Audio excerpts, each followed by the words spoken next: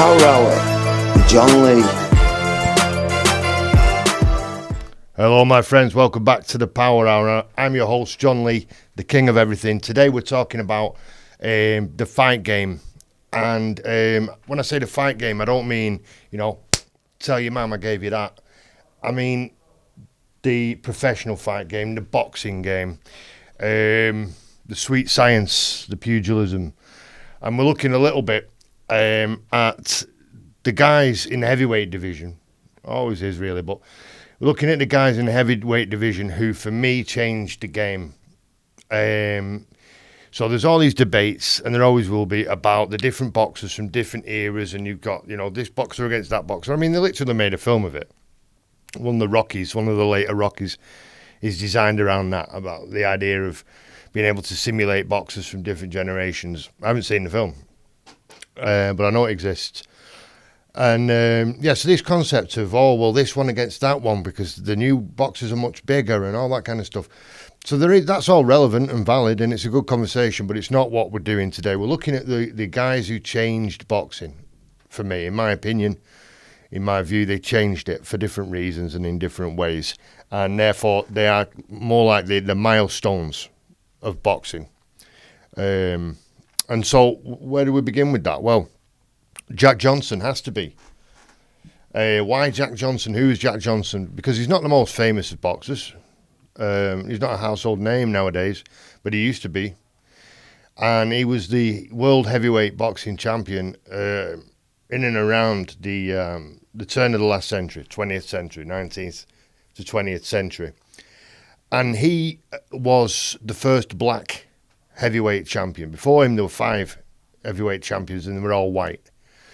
And then the black man comes along and starts punching the white man in the face and winning the fights. And this didn't really go down well. Socially, people just weren't ready for that. This guy, you see, Jack Johnson, was the son of slaves. Both his parents were slaves. And he decided to use his fists and his size because he's a big man. Jack Johnson was a big man. So he started fighting, started boxing. But he was the first one, really, the first boxer to actually avoid getting punched. He didn't just stand in the middle and trade punches with the other guy.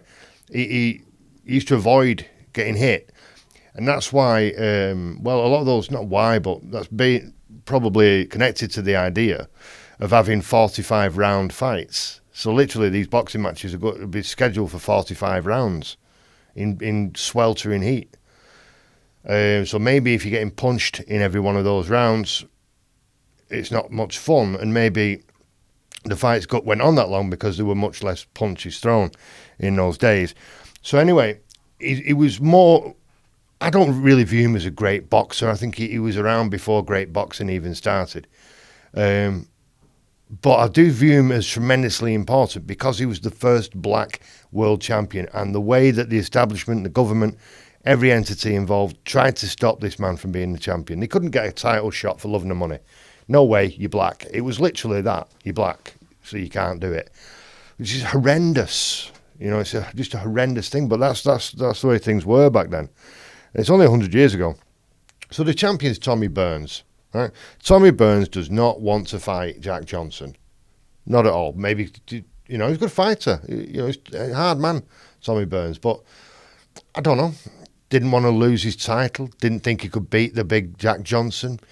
Didn't want to fight and lose it against a black man. I don't know what his motivation was, but he scarpered. He went all around the world. He was in France, he was in England, and he was fighting other people. And everywhere he went, Jack Johnson followed him and made his life miserable. And he eventually got the fight by doing that. He followed him to Australia and said, come on, let's have it in Sydney. And he did. And he won. And Jack Johnson won and became the world heavyweight boxing champion, which did not go down well. So what did they do with that? What was the response to that? Well, we need to find somebody to beat this black guy. We can't have a black champion. This is in heavy segregation. Don't forget, the blacks didn't get the vote in America until 1965. This is, several decades before. So they couldn't have a black champion, no way. So they went to a guy called Jim Jeffries, and he'd become fat. He'd stopped boxing. He was ex-world champion. He'd stopped boxing and gone working on his farm, and he'd put a lot of weight on, and he was quite rotund. And he said, Jim, you've got to come out of retirement. You've got to beat this guy. So he did, and Well, he came out of retirement and he put himself to work, and you can really see the physical transformation of Jim Jeffries to get back in shape for that. It was unbelievable. Unbelievable. We've only seen it replicated. I've only seen it replicated, I think, once to that extreme, and it was very recently. And so he comes back, Jim Jeffries, national hero, great. Go and fight Jack Johnson. So he did. He went and he fought Jack Johnson, and he got knocked out after all that. Jack Johnson won the fight. I think he knocked him out in the 15th round, I think it was. In the 15th round of a scheduled 45, he knocked out Jim Jeffries, and the whole country went wild. Race riots all over the country. People were murdered. People were lynched. Literally, this was shotgun violence because the black guy won the fight. And it was so controversial that actually the Congress in America banned the film of the fight. You weren't allowed to show the film of the fight of Jack Johnson beating up Jim Jeffries. Now, if somebody says to me, well, John, if the film was that incendiary to cause riots, you're not going to show it. If that's the reason for doing it, all right, fair enough. If it's because you don't want to watch a black guy win the fight, then that's intolerable. And obviously we don't tolerate that today. So it shouldn't really have been the case at the time, but it was. And then they just couldn't get the belt off this guy basically for years and years.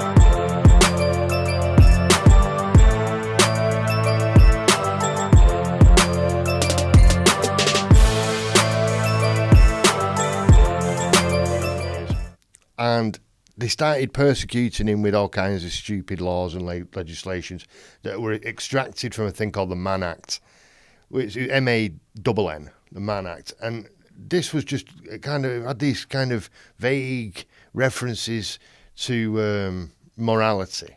So they could stretch it like they can with the Patriot Act. They can stretch it any way they want. And they used it to persecute Jack Johnson.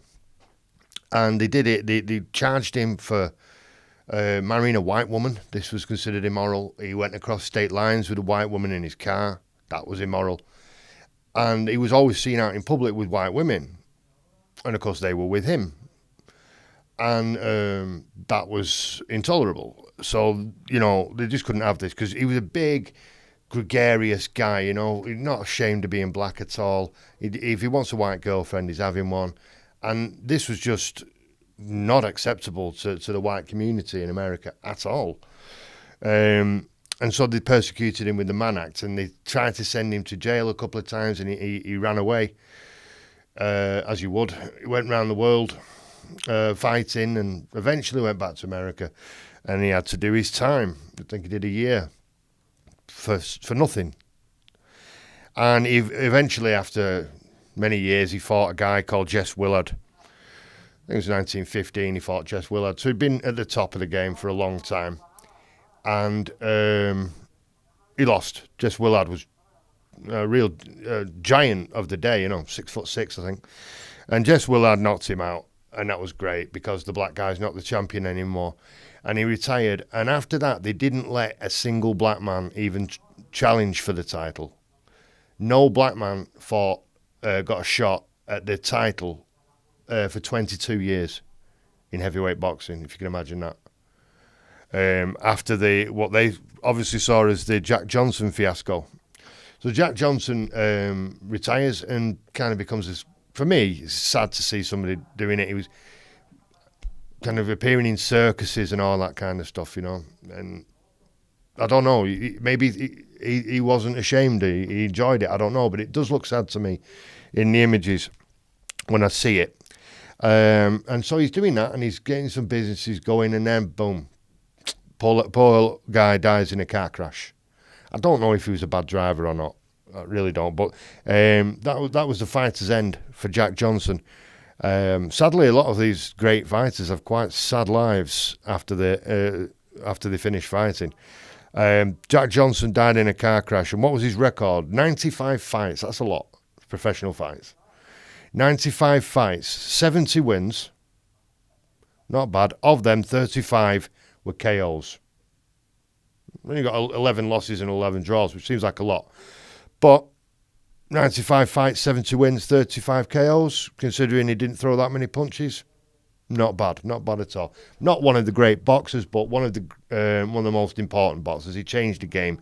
He gave the world a black world champion, and he gave the black people around the world an icon. You know, yes, we can do it. And that's why, you remember Barack with his yes, we can. It's that thing, yes, we can. And Jack Johnson created that. So who's the next one to come in and change the game? In my opinion, Jack Dempsey. And why do I say that? Because up until then, there was this kind of, you punch me and I'll punch you. There's kind of an honour involved in it.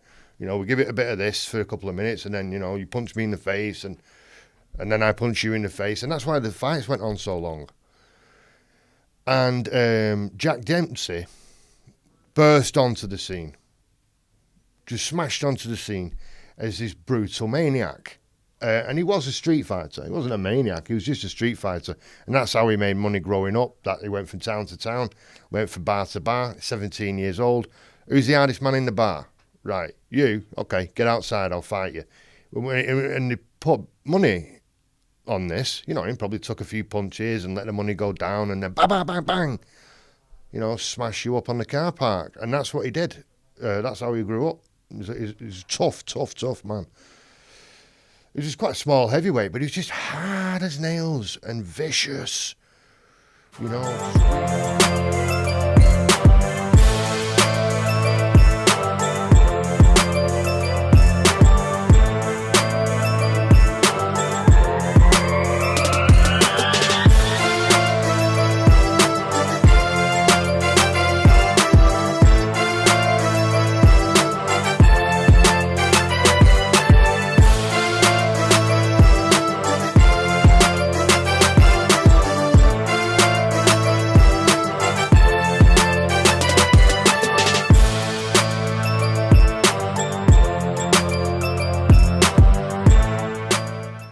just really bad intentions. He used to break people's faces up.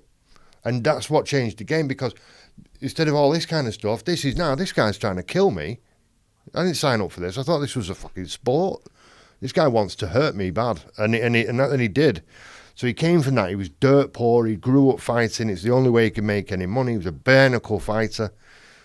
He married a prostitute that was 15 years older than him. I don't know if that's relevant or not, but it just shows you he was kind of operating outside the box. He didn't really seem to think very much about what people thought. He was apparently a draft dodger. They tried to send him into the First World War, and he dodged it. And it does look like he did dodge it. But he went to court for this as the white champion and the hero and all that when he went to court, and he was found innocent. Jack Johnson wasn't found innocent at all, ever. So I think there was a racial component to that, to be fair. So what's he doing, Jack Dempsey, during his career? As I say, he's just smashing everybody. There's no pretense. It's just, I didn't steal your telly, mate. You don't have to fucking go crazy. But he did in every fight, proper slammed everybody up. And so he becomes like the national hero. Him and Babe Ruth. Sports stars came before film stars, really, and music stars, certainly. And he was, in the modern context, anyway. And the sports stars were Jack Dempsey and Babe Ruth, boom, baseball player. Jack Dempsey was a major, major star. He was white. You could put him on telly. And he was also, in his own right, give him the credit he deserves, he was a great fighter, if not a great boxer.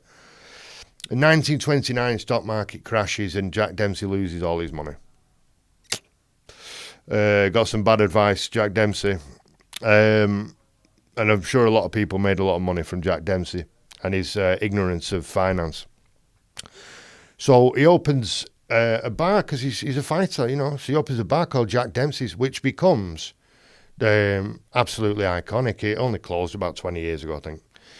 And that was a sad day because he was like a cowboy hero figure in America, Jack Dempsey. And the bar had that iconography with it as well.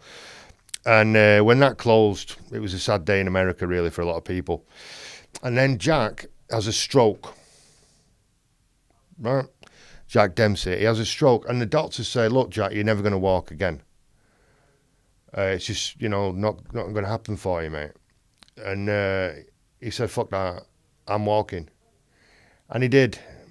I don't know how he did it because the doctors said it was impossible, and this is like in the 70s, I suppose. And they said, "No, you're not walking again," and he did. And not only did he walk again, but he was getting out of a car in New York, and two idiots tried to mug him, just attacking an old man in the street. Fortunately, on this occasion, the old man was Jack Dempsey, and he dropped some balls. Bang, bang. And they won't get off the floor, the soft bastards. You're going to attack an old man, and then you won't get off the floor? No, they'd rather stay on the floor and wait for the police and get arrested than get up and try and fight an old Jack Dempsey. Absolutely pathetic little bastards. Get up and take your beating. You started it.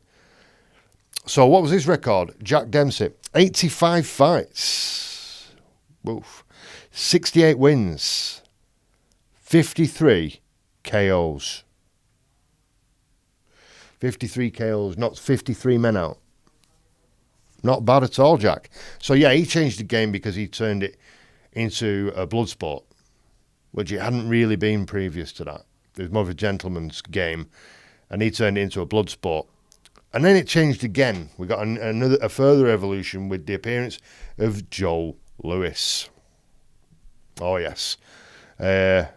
Definitely one of the greats. And I think he actually invented what we call boxing now. The way we look at boxing and what you study when you go to a boxing club. And I grew up boxing, you know, and I know enough to know that Joe Louis really, for me anyway, pioneered the sweet science of hitting without being hit, hitting from the place where the guy can't hit you, and doing what we call now punches in bunches, you know, so slick combinations and all that. And it was Joe Louis that came through with that really, and he was technically superb and a great finisher, probably the best finisher in history.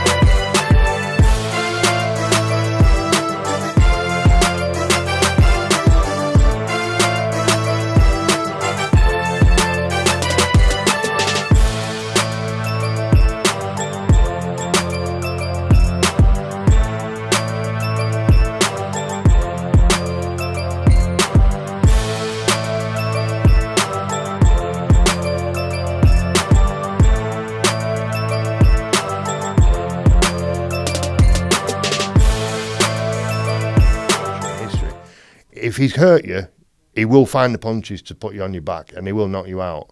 There's a lot of fighters who struggle with that. They've hit you, and you're getting all defensive and all that, and you're backing up against the ropes, and they haven't got the skills. You know what I mean? They haven't got the skill set to pick you apart. And Joe Louis did. He banged you twice to the body, once to the jaw again when you're not expecting it, and down you go. So he really created the sweet science and changed it, professionalised it, and became the world heavyweight champion. And he, again, was dirt poor, born dirt poor. His father was declared insane when he was a kid. He had a terrible childhood, really. And he was told, because they knew he was going to the top, but after the Jack Johnson, you know, fiasco as they saw it, or tremendous victory as it should have been seen, they didn't want another, the word was uppity that they used at the time, cocky, black kid, with a big mouth like Jack Johnson. Didn't want that. So he behaved in a way that was very acceptable to the white community. You know, I'm black, but I'm not too black. Whatever horrendous message that's supposed to send to people. And he stayed very much within those lines because he didn't want to be public enemy number one, I suppose. And anyway, but he was a party animal. He loved his parties, Joe Louis. And he became a champion, and then he starts being the celebrity. He's rich. He's going into hotels and buying houses and all this kind of stuff. As Jack Dempsey said, you know, it's hard to get up and run at 5 o'clock in the morning through the snow when you're wearing silk underpants. So he lost that fire, he lost the passion, and he got beat by a guy called Max Schelling. And he was a German fighter, Max. And he was good. And he beat Joe Louis, but he beat a fat, distracted Joe Louis. And then the Nazis really came into power, and Hitler's going on about his master race, the Aryans, and all that.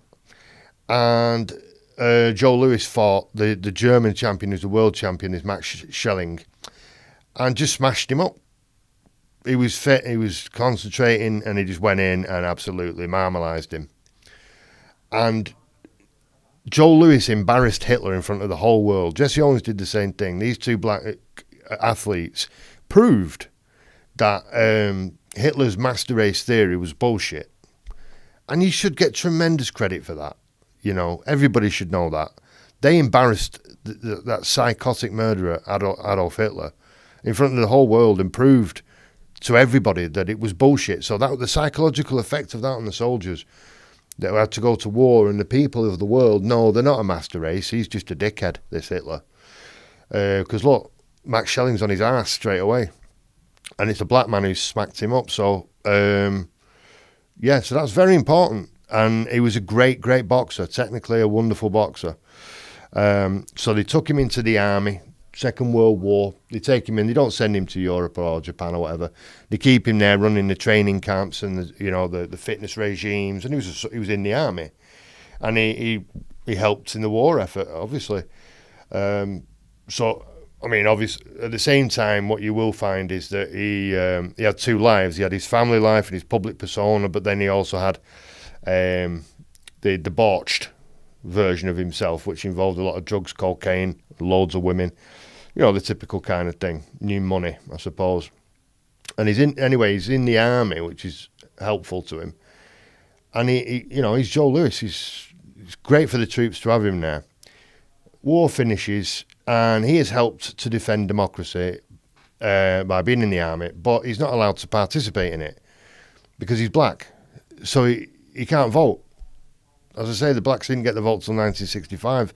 World War II ended in 1945. So the black soldiers came back after defending democracy from this crazy bastard in Germany, and they weren't allowed to vote, weren't allowed to participate in democracy or even go in various restaurants and all that. So very, very sad. So anyway, the tax people, the IRS went after him. They targeted him, and it was clear that he'd been scammed by people around him. It was obvious, but they went out after him anyway, and they wouldn't leave him alone. They went after him for years and years. And when the IRS wants you, they get you, and they did. They ruined him. They took all his money off him, put him in debt that was just growing and growing and growing. He used every tactic in the world to take this man's money away, and they succeeded. And he ended up working as a greeter outside a casino in Vegas. You know, he was there to attract the tourists, get an autograph with Joe Louis, and then come in and give us your money. So that was very cynical, and the Vegas lifestyle was not good for Joe Louis. He became a cocaine addict and went insane. I don't know if the cocaine precipitated the insanity or not, but that's what happened, and his son had him declared insane, just like his father had been when he was a kid. So very sad kind of circular destiny there, I suppose you could call it. But because I think it was an underlying thing, you know, from father to son, and maybe the cocaine and the punches brought it on. And yeah, he was declared insane eventually. But Joe Louis, great fighter, great man in many ways, but totally flawed, like most of us. So then we go to the next one, Rocky Marciano. Why did Rocky Marciano change the game? because he wasn't a boxer. By the way, Joe Louis had 69 fights and 66 wins, 52 by KO. So Rocky Marciano, yeah, he wasn't a boxer. As soon as he went into World War II, right? So he grows up dirt poor like all the rest. He goes to World War II because it's a job as a soldier. And also, I suppose he wanted to defend his country and the world. So he went to World War II. He comes back, he's like 23, he walks into a boxing gym and says, I want to be a boxer. He said, well, your head's too big, your arms are too short, and you can't box. And he said, yeah, but nobody in the world is hard enough to beat me in a fight. This is literally his attitude. The man had no fear. Not just in the ring, in life, he had no sense of fear. Like some kind of jungle cat. Just literally didn't feel fear at all. So, and he was hard as nails. I mean, his punching power was just ridiculous for the size of him. He was really, really hard, and you couldn't knock him out. A couple of people knocked him down just by the force of the punch, but it didn't hurt him. You could see you just could not hurt Rocky Marciano. And he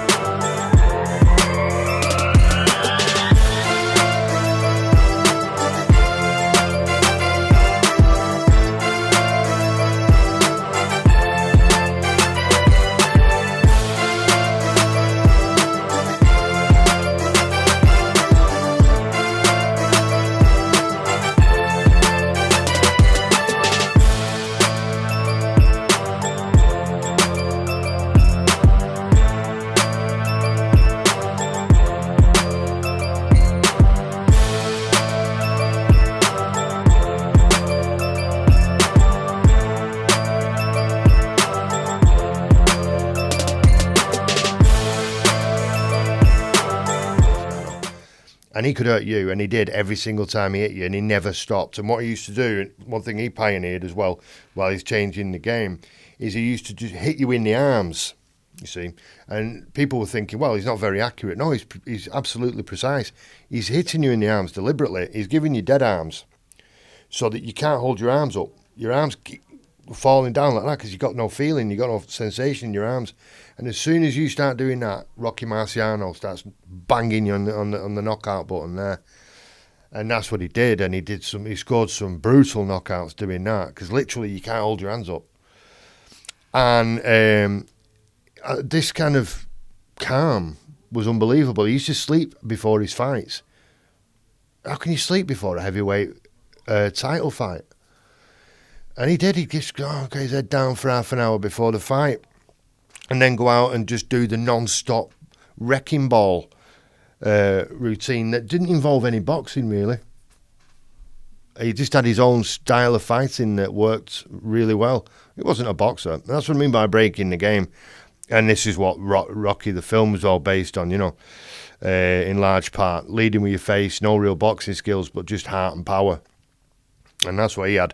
So he becomes the champion. He actually knocked out Joe Louis in brutal fashion when Joe Louis was a very popular figure. And he was past his best, and he begged Marciano for the fight. And he said, right, okay, I'll fight you, but I am Rocky Marciano. And, that's what happens when you beg Marciano for a fight and knocks you out. And it was sad to see Joe Louis sprawled out like that. But, I mean, from my opinion, Rocky Marciano was just doing his job. So they started accusing him of being in the mafia then. Cause more or less racism. Oh, you're Italian-American. Well, you must be in the mafia. Which he wasn't. But when he left boxing, when he retired, with, by the way, 49 fights, 49 wins, 43 by KO. No draws, no losses. The only one in history to retire undefeated. And he became a loan shark.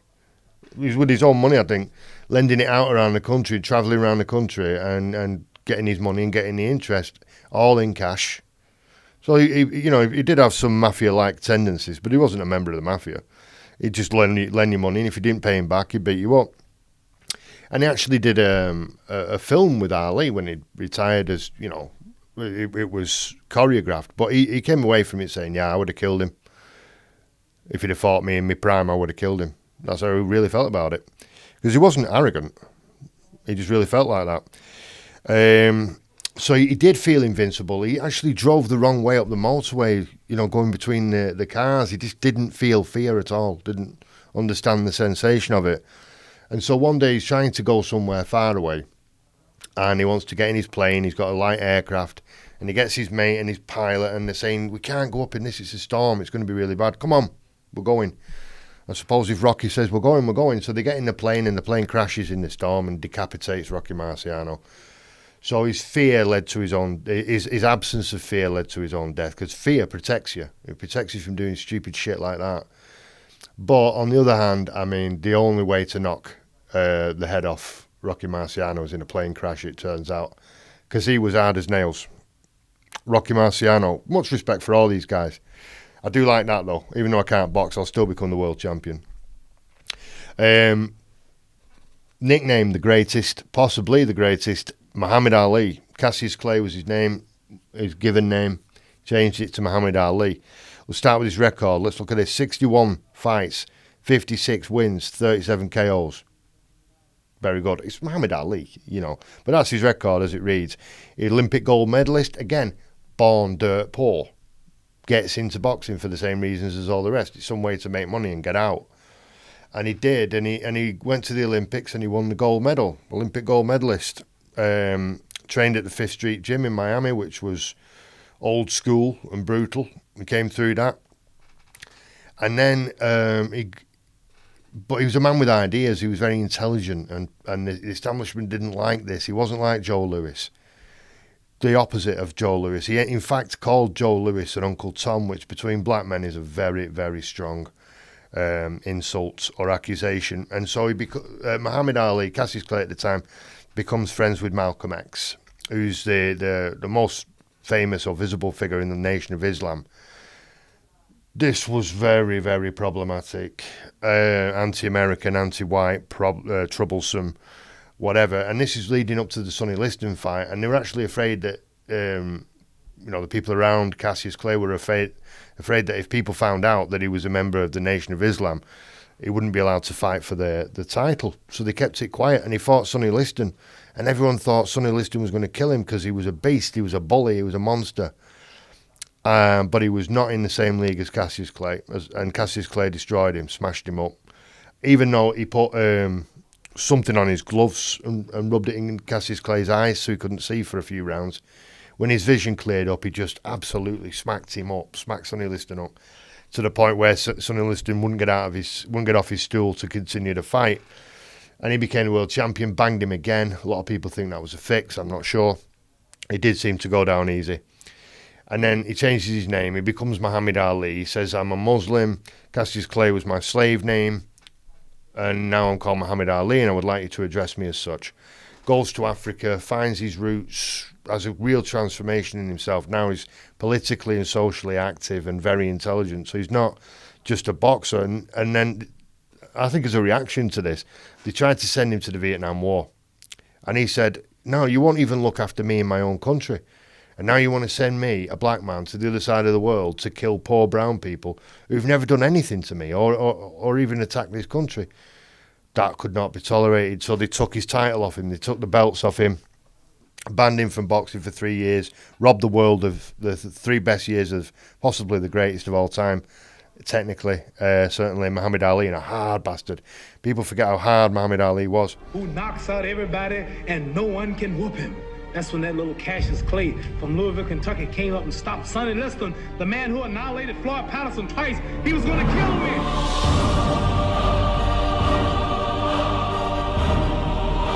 I'm going to float like a butterfly and sting like a bee. His hands can't hit what his eyes can't see. I'm experiencing that professionally. Knocked down a couple times. Bad. Been chopping trees. I done something new for this fight.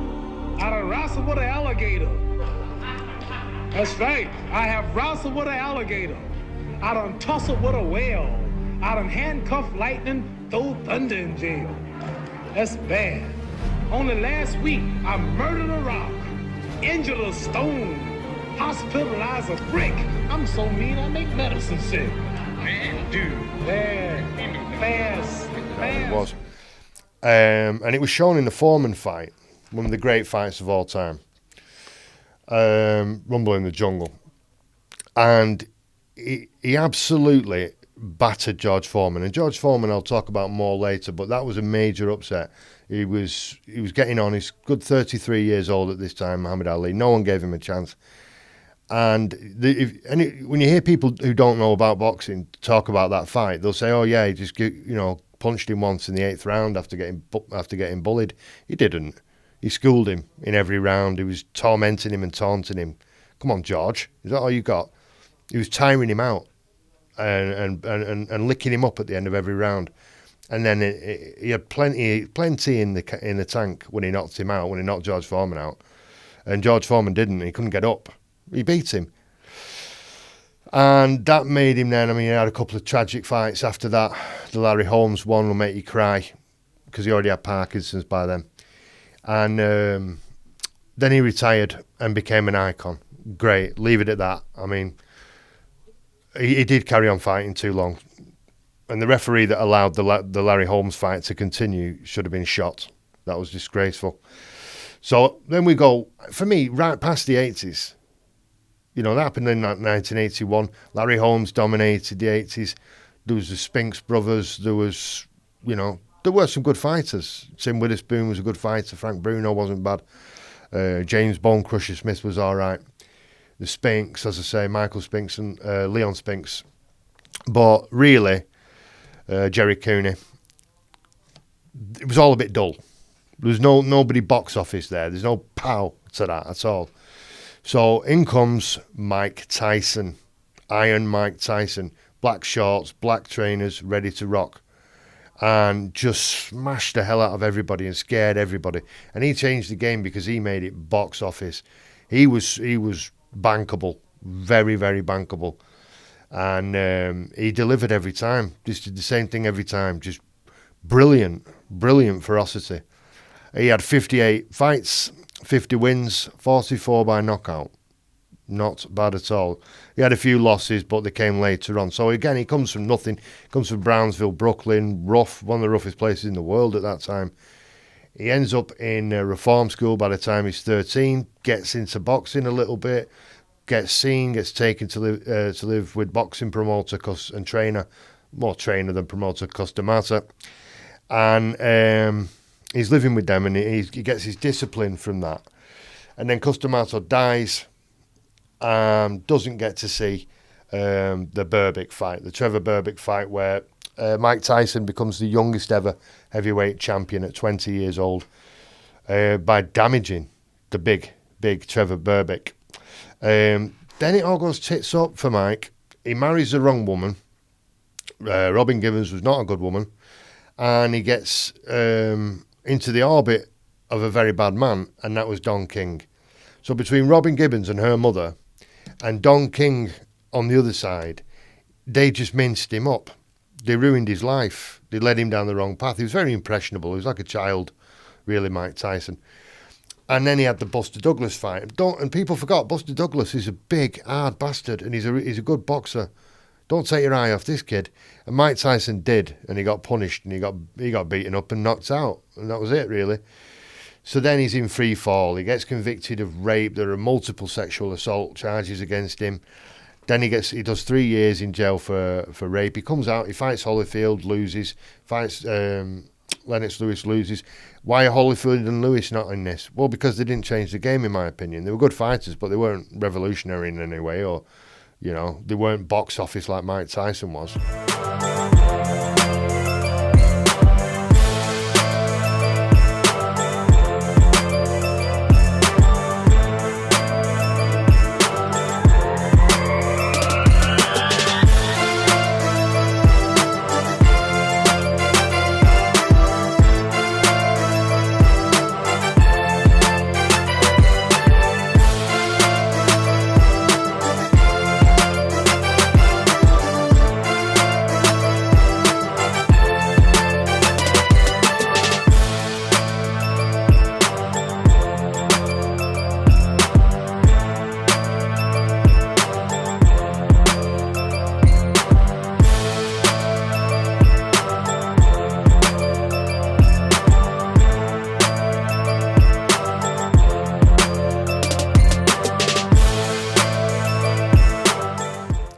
not at all.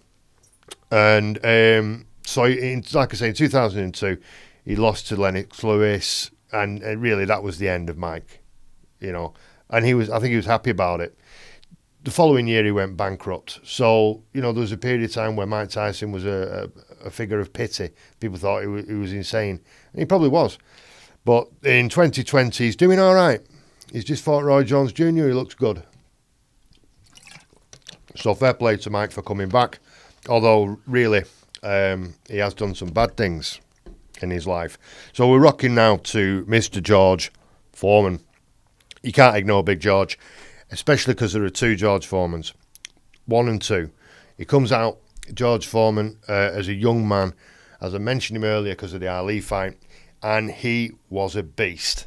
I mean, he was actually, it was funny because he was copying his scowl from Sonny Liston, because he met Sonny Liston, and Sonny Liston was a sullen man, scary, and he decided to copy that, because he was a scary cat himself, George Foreman, but he thought, I'll have that stare.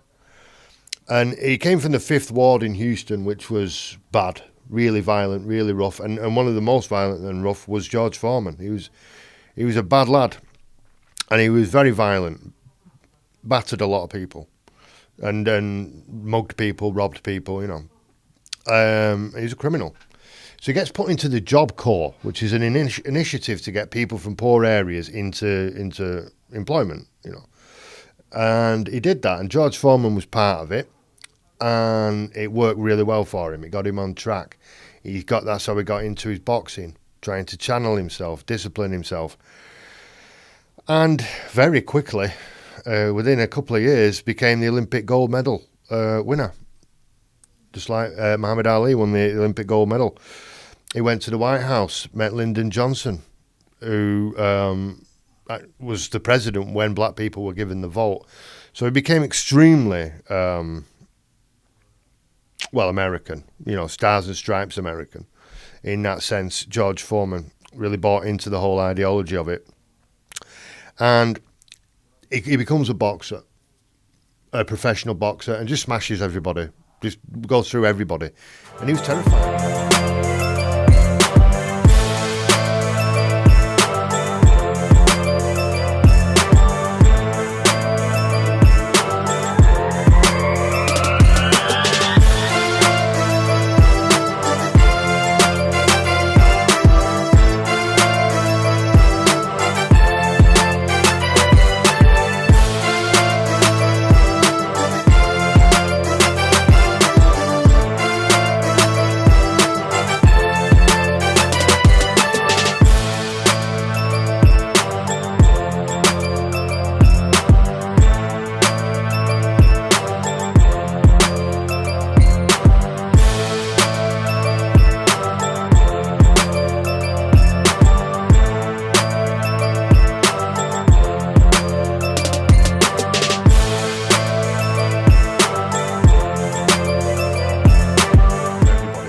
And he was terrified. I mean, it was terrifying. Everybody was terrified of him, including the people that worked with him. And so he comes up to fight Joe Frazier, smoking Joe Frazier. Why is Joe Frazier not on the list? Here's why. Because in the fight, Joe Frazier, at the start of the fight, you know, I'm the baddest man in the world kind of attitude. And then George Foreman just starts slapping him around. And he really crumbles totally. I mean, it's not like, if he did that to me, he'd batter me, George Foreman, but I'd leave my teeth on the floor. You know, I would not do what Joe Frazier did, which is just get spanked about. And he actually, when he got knocked out and when they had to stop the fight, he was literally trying to run away from George Foreman. And George Foreman caught him and cracked him like a naughty boy. So he's not in, you know, Joe Frazier, nah, sorry, you're out, mate. You get caught trying to run away. You're not in my fight in top 10 or whatever it is, ever. So then what happens? He fights Ali. As I mentioned earlier, rumble in the jungle, gets schooled, tries to give Ali the stare, the Sonny Liston stare. Ali says, "Oh, George, I was beating up on Sonny Liston when you were still in school." And then he proceeded to humiliate him. So George Foreman's ego was destroyed by that, literally destroyed. He had nightmares about it. And he decided to fight 5 fighters in one day for some reason, back to back, 3 rounds each. And they were all shit. He pulled them out of the bar, local bar, I think, pissheads, and just put them in the ring. And George Foreman beat him up. And Muhammad Ali went there and watched that and abused George Foreman all the way through. So he leaves it. George leaves boxing because Jesus comes into his life, right? Now, I'm not a Christian, but I fully respect anybody's beliefs. If that happened, brilliant. And he became a preacher. He became a Christian preacher. And, he lived with the Bible in his hand. Never threw a punch for 10 years until he had no money left. And then he had to go back into the fighting game. And this is where George Foreman 2 comes into existence in the late 80s. And it took him like 12 years. He was back in the game for 12 years. He didn't come back and have a couple of fights. He had a lot of fights. He fought Tommy Morrison, fought Evander Holyfield, and eventually he gets his title shot, his second title shot, I believe, against Michael Moorer, who had totally dominated Evander Holyfield, which is another reason why Holyfield's not on the list. And so George Foreman knew how to beat Moorer. And he did exactly what he said he was going to do before the fight. He knew that by the time he got to the 8th round, 9th round, Moorer would stop moving around and he'd be able to knock him out. And that's exactly what he did. And he was a big fat man, but he was a beast of a man, George Foreman too. And so he knocks him out and he becomes the world champion. And it's amazing. One of the greatest moments in boxing history. And I don't know how many years it would have been, but it maybe 22 years after he lost like that to Muhammad Ali to come back and become the world champion. Wow. George Foreman. And he had the George Foreman grill. So, yeah, 2 George Foremans. The first one ever to actually have 2 completely different personalities and personas in the fighting game and then become world champion with both identities. So great. And his record was 81 fights. 81's a lot for a modern era boxer. 76 wins, 68 by KO. 68, you knocked 68 men out in the ring. And we come to the grand finale. The man who can, the Gypsy King, Tyson Fury. Now, I'll be honest straight away. For me, Tyson Fury is the best of all time. Is he technically better than Muhammad Ali? Maybe not. But the full package, I don't think there's anybody who can beat Tyson Fury as he is now. The fighter that Tyson Fury's become, I think, would beat anybody in history if you want to play that game. That's my opinion. I think he's too good. He's too big. He's too hard. So he's from Manchester. Boom, big up your chest. Doesn't make me biased at all. He comes from a fighting family of gypsies on both sides, champion bare-knuckle fighters on both sides. They all do it. He's got several brothers. They all go out in the street and knock shit out of each other every time they've got a problem. That's how they solve the problems. And he came up through that, became a professional boxer. He's never lost a fight. So far happier man, but McDermott straight back into him, an uppercut, right hand, down he goes! Will he get up again? John McDermott, he'll try desperately hard to, looks at his corner. Skelton had him over 4 times now, Fury 3 times, and it is over! And it is Tyson. Oh, lovely right from Tyson Fury again. Right hook's got him, and he is out, the Brazilian there. When he gets that jab going and then he unleashes that big right hand, he has great success. Right hand again, and Pakic is rocking again. Fury has Pakic in trouble. He's down in front of Fury, looking for the finish, but Pakic shoots again. Backing up just a bit. Yeah, Fury's started. Steve's almost done here. Look at this. There's another going and he's down. Cutting it. Bell down to that low blow. It's a terrific right hand.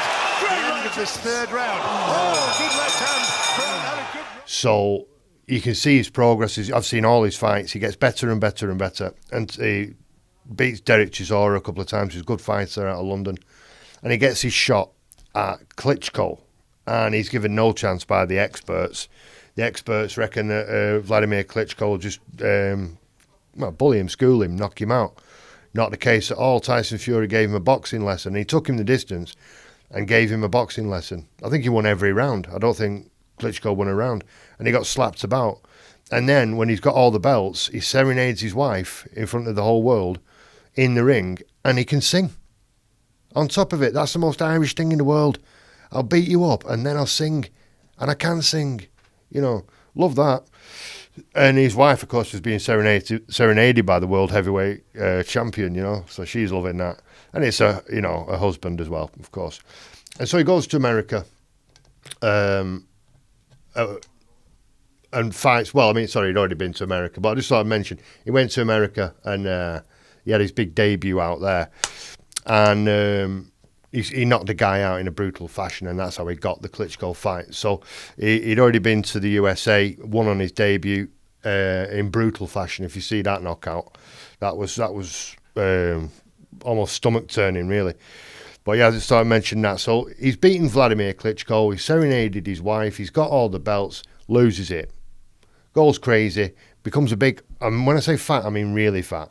Big fat cokehead. On the cocaine, line after line, and he's out in Manchester, down Deansgate and all that, down the main drag in Manchester, getting pissed every night till 4 or 5 o'clock in the morning and taking cocaine and all that. Sad to see. And then Deontay Wilder makes a video and he's saying that Tyson Fury's finished. So Tyson Fury decides to complete the most incredible metamorphosis, mentally, emotionally, physically. He comes back. He was at suicide point. He nearly committed suicide, and he heard that. He didn't. And then he heard Deontay Wilder saying that, and you can see the videos. He's massively fat, and he comes right back down. He loses all that weight, gets his mind right, gets his body right, and he eventually ends up fighting Deontay Wilder, who's supposed to be unbeatable. So he schools Deontay Wilder. He won 10 out of 12 rounds. Deontay Wilder caught him a couple of times. Now, he knocks him down, I think, in the 8th round. Tyson Fury gets back up. All right. He's got the hardest punch in heavyweight. He's on his back, arms spread. And Deontay Wilder's doing this. Now, this is Deontay Wilder, who's a man who's talked about killing his opponents many times. And he's doing this. And for all he knows, Tyson Fury could be dead. Tyson Fury's got kids. That's ridiculously disgusting, right? And he's doing this little jig, all happy with himself because he's won the fight. But you know, maybe the other guy's dead. Do you want to think about that? And then he turned round, and oh no, the big Jippo got up. Oh, that's right, yeah. I say that with all the love and respect in the world. Tyson Fury, the gypsy from Manchester, grew up in a caravan, got up. The only man ever to get up from that kind of punch from Deontay Wilder. And he got up and not only did he get up, there's nothing wrong with him. And then he proceeded to school Deontay Wilder, beat him up, smack him round the ring. So they had a rematch. And he comes out, Deontay Wilder, looking like some kind of trick-or-treating knobhead in a stupid, Halloween outfit, trying to scare Tyson Fury, the Gypsy King, trying to scare him by wearing a stupid costume. And when he took his stupid costume off, he got battered. He got 7 rounds of beats from Tyson Fury. Smackety smack, smack, smack, smack. Don't be fucking doing this on television, about me in front of my kids, because this is what you get. You get a beating. And, when I watch him in the corner after he's knocking him down and he's got him in the corner at the end, smashing him up, I can taste my own delight, because I love that. He's a bully, Deontay Wilder. He's a bully. And to see a bully getting what he deserves, a good smacking in front of everybody, that was tasty. That was great. And I'm not a vindictive person, but he deserved a beating and he got one. Nice. Well done, Tyson. And now that leaves me with the question, of course, that everyone's asking, AJ or Fury, Anthony Joshua or Tyson Fury, are you taking the piss? Anthony Joshua is a tremendous athlete, smashing lad, great ambassador for the sport, but he's not hard enough. He's not hard for his size. Anybody who's that size and that athletic and, with all that boxing training should be twice as hard as Anthony Joshua. He's not hard for his size. Andy Ruiz knew that, just went in and battered him, beat him up. He was trying to get away from Andy Ruiz. And you really think he's going to do anything against Tyson Fury? after that display against Andrew Ruiz. Yeah, he came back and beat Andrew Ruiz, but Andrew Ruiz didn't prepare for the fight. The real Andrew Ruiz battered him. So he's not going to beat Tyson Fury. He's going to avoid it as long as he can, get as much money out of it as possible, and hope that he doesn't get really badly beaten up. And I hope he doesn't. I hope Tyson just goes in, schools him for a couple of rounds, knocks him out, and he's up again 10 minutes later and they're shaking hands. That's all I want to see. But there's no way, in my humble opinion, that AJ, Anthony Joshua, should even get in the ring with Tyson Fury. But I suppose he has to. And then he has to get knocked out. So those are my choices for the guys that broke the game of boxing. And we've gone behind the gloves today with Jack Johnson, Jack Dempsey, Joe Louis, Rocky Marciano, Muhammad Ali, Mike Tyson, George Foreman and Tyson Fury. They're on my team. They're the best in history. They changed the game of boxing. Absolutely fantastic. Thanks for listening to The King on the Power Hour. I'm John Lee. Power Hour people say yes.